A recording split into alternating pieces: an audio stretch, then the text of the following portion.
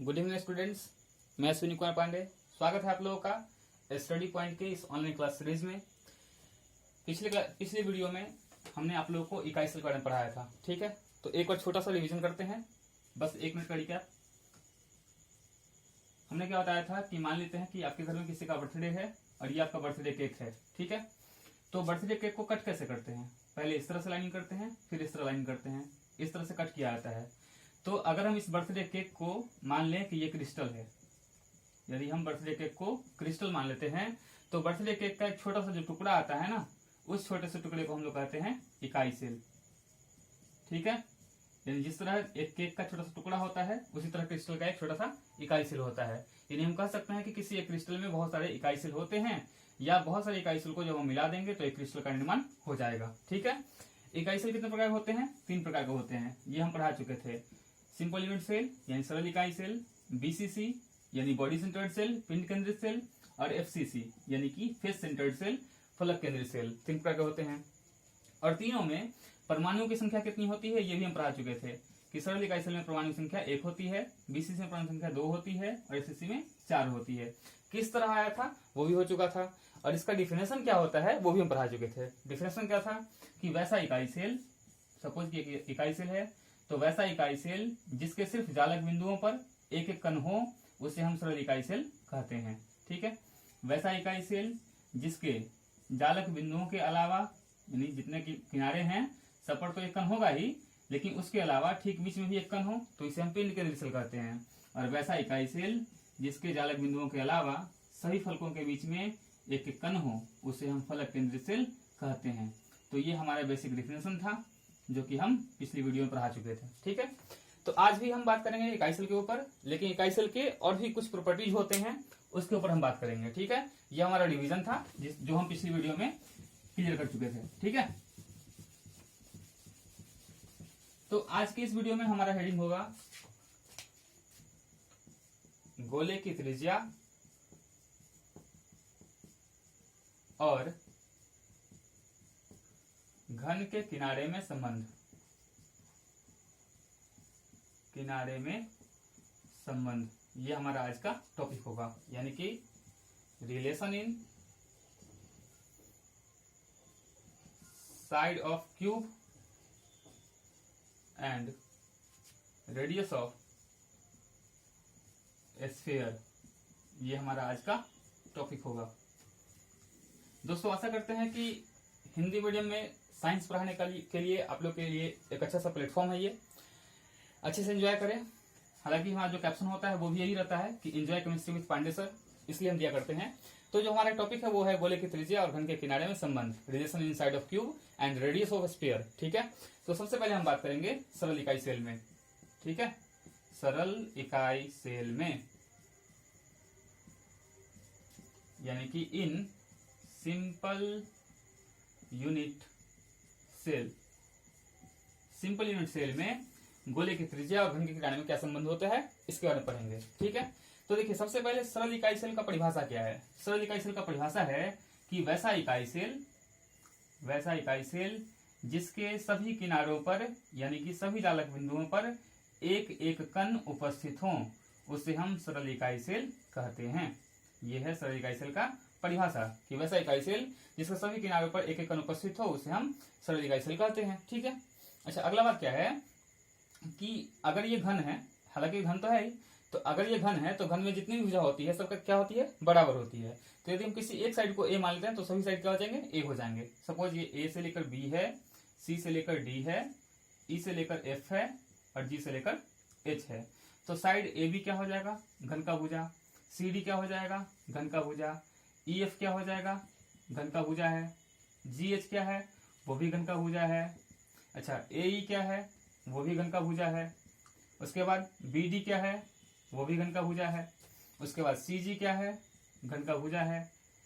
उसके बाद F H क्या है, घन का भुजा है। यानी कि किसी भी दो पॉइंट के बीच अगर कोई स्ट्रेट लाइन है तो वो घन का भुजा है, और घन की भुजा को हम सपोज ए मान लेते हैं, ठीक है। ये सभी घन की भुजा हैं जिसको हमने ए मान लिया।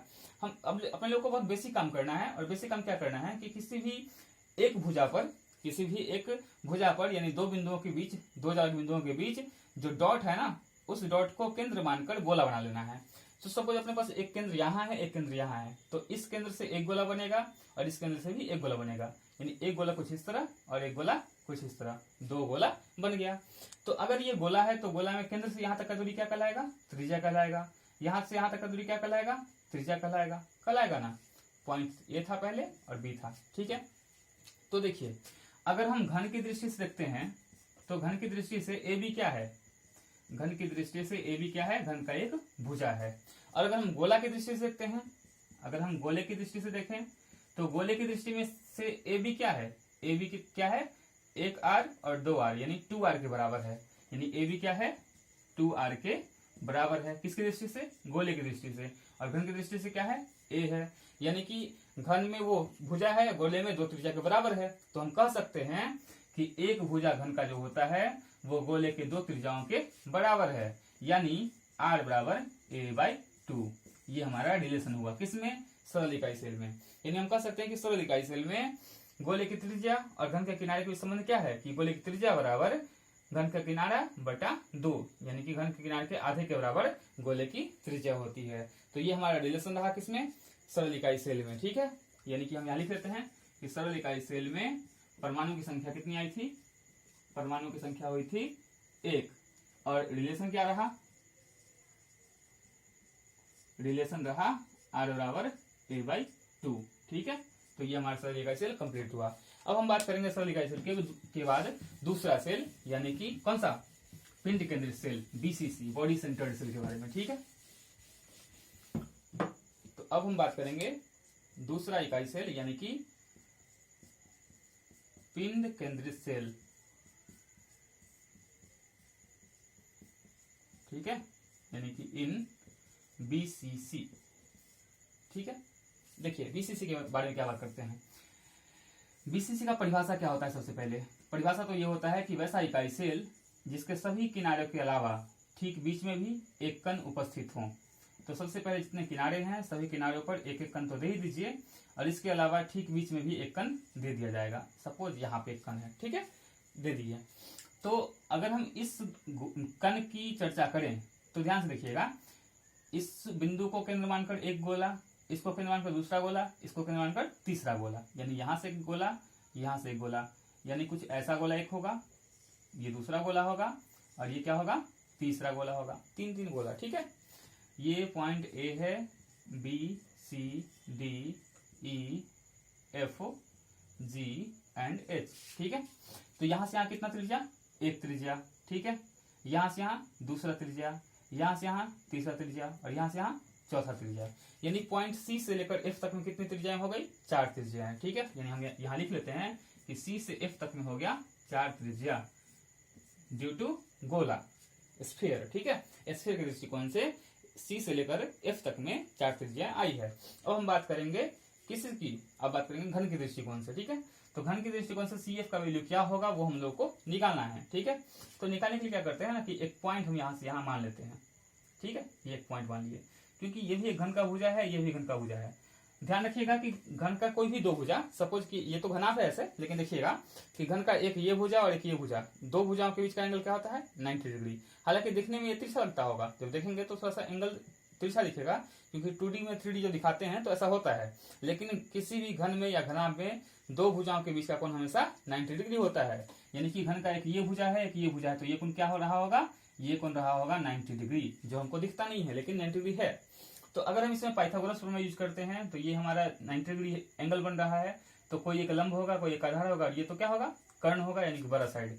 तो फॉर्मूला क्या होता है, कर्ण का स्क्वायर बराबर, कर्ण का स्क्वायर बराबर लंब का स्क्वायर यानी एफ से एच, लंब का स्क्वायर प्लस आधार का स्क्वायर यानी जी से एच, ठीक है।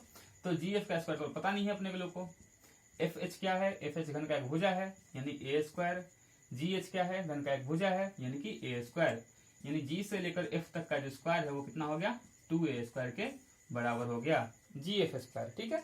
अब आते हैं हम इस फिगर में, जब हम इस फिगर की बात करेंगे तो इस फिगर में भी सेम वैसे ही बात है। वैसा बात क्या है, ये सी है, ये जी है, ये एफ है, ठीक है।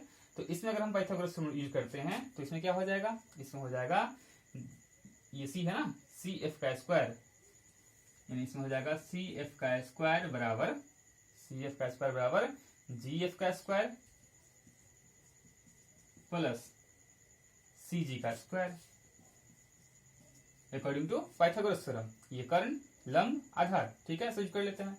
तो सी एफ का स्क्वायर सीधे यूज कर लिए। सी एफ बराबर क्या था, 4r था, तो सी एफ का स्क्वायर यानी 4r का स्क्वायर बराबर जी एफ का स्क्वायर, यहाँ पर निकाला है हमने, जी एफ का स्क्वायर कितना है, 2a स्क्वायर है, तो 2a square plus C G का स्क्वायर, तो सी जी क्या है, घन का एक भुजा है, तो भुजा है मतलब a स्क्वायर, तो हो जाएगा कितना 16r square is equal to कितना 3a square. Then r square बराबर कितना हो जाएगा 3a स्क्वायर बाई 16।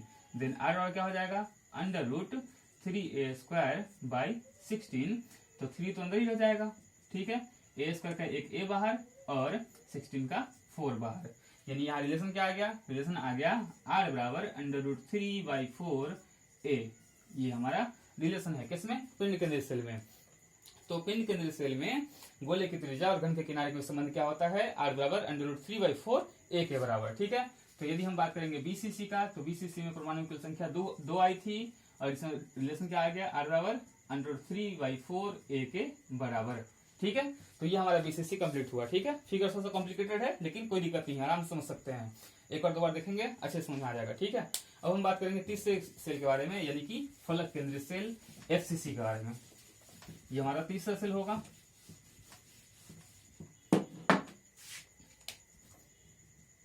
तीसरा है फलक केंद्रित सेल में, यानी कि इन एफसीसी फेस सेंटर्ड सेल, ठीक है। फिर से आते हैं परिभाषा पर। फेस सेंटर्ड सेल का परिभाषा क्या है कि वैसा इकाई सेल जिसके सभी जालक बिंदुओं के अलावा सभी फलकों के बीच में एक एक कण उपस्थित हो तो उसे हम फलक केंद्रित सेल कहते हैं, ठीक है। तो ये हमारा एक सभी जालक बिंदु है, एक एक कण दे देते हैं और इसके अलावा जितना ही फलक है उसके बीच में एक कण जाएगा, यानी यहाँ कहीं, कहीं यहाँ, कहीं यहाँ, कहीं यहाँ और दो यहाँ। दो क्यों, क्योंकि एक आगे के फेस का एक पीछे के फेस का, ठीक है, दो फेस में दो सेंटर होता है, दोनों सेंटर पर एक एक कण हो गया, ठीक है। अब देखिए किसी भी एंगल से निकाल सकते हैं, मतलब किसी भी साइड को लेके चल सकते हैं, किसी एक फेस को, सपोज इसी फेस को लेके चले, तो देखिए ये एक केंद्र हुआ, ये एक केंद्र हुआ, ये एक केंद्र हुआ, 3 केंद्र है, तो कहीं यहाँ से एक स्फीयर, यहाँ से एक स्फीयर, चलिए एक स्फीयर ये हो गया, एक स्फीयर ये हो गया और बीच का एक स्फीयर ये हो गया, ठीक है। तो यहाँ से यहाँ एक त्रिज्या, यहाँ से यहाँ दूसरा त्रिज्या, यहाँ से यहाँ तीसरा त्रिज्या और यहाँ से यहाँ चौथा त्रिज्या, ठीक है। ये तो बहुत सिंपल है। अगर इसको ए मान ले, बी मान ले, अगर सी मान ले, डी मान ले, तो क्लियर दिख रहा है कि ए बी क्या है, घन का भुजा, बी सी क्या है, घन का भुजा और ए सी क्या है, घन का भुजा नहीं है। मतलब कि ये घन का भुजा है, ये घन का भुजा है, तो घन के दो भुजाओं के बीच का कोण कितना, 90 डिग्री, तो ये तो 90 डिग्री हो गया। तो अगर ये 90 डिग्री हो गया मतलब समकोण त्रिभुज, और समकोण त्रिभुज हो गया तो ये कर्ण हो गया, यानी ए सी हो गया कर्ण। तो कर्ण का स्क्वायर बराबर लंब कौन सा, ए बी मान लेते हैं, तो लंब का स्क्वायर प्लस आधार कौन सा, बी सी का स्क्वायर, ठीक है। ए से सी तक कितनी त्रिज्याएं हैं, ए से सी तक है एक त्रिज्या, दो त्रिज्या, तीन त्रिज्या, चार त्रिज्या, यानी 4r का whole square is equal to A B क्या है, ए बी घन का एक भुजा है यानी कि ए का स्क्वायर, एंड बी सी क्या है, बी सी घन का एक भुजा है यानी कि ए का square. Then 16r square is equal to 2a square and r square is equal to कितना 2a square by 16। Then r equal to कितना अंडर रूट, काटते हैं इसको 8 कर लेते हैं, नहीं तो 1/8 a स्क्वायर, ठीक है। तो a स्क्वायर का तो a बाहर और इसका कितना बाहर 2√2 बाहर, यानी सोल्यूशन क्या आया, इसमें रिलेशन आया r बराबर a/2√2। ये किसमें रिलेशन है, एफसीसी में, यानी एफसीसी में गोले की त्रिज्या और घन के किनारे में संबंध क्या है, r बराबर a/2√2 के बराबर। तो यहाँ अगर हम एफसीसी की बात करें साइड में, तो एफसीसी के बारे में अगर बात करें तो इसमें परमाणु संख्या 4 होती है और रिलेशन क्या होता है, r बराबर a/2√2 के बराबर, ठीक है। तो ये हमारा टॉपिक था गोले की त्रिज्या और घन के किनारे के बीच संबंध। यदि इसमें कहीं कोई दिक्कत लगे तो आप हमारे कमेंट सेक्शन में पूछ सकते हैं, और इसी तरह के और वीडियोज के लिए हमारे इस यूट्यूब चैनल के साथ बने रहें। धन्यवाद। और जो स्टडी पॉइंट के स्टूडेंट हैं वो इस चीज को जरूर कॉपी में नोट करें, क्योंकि समय बहुत कम मिलेगा आप लोग का सिलेबस पूरा क्लियर करने के लिए, इसलिए जो इंपॉर्टेंट टॉपिक है उसको कंप्लीट करते चलिए, ठीक है। धन्यवाद, जय हिंद।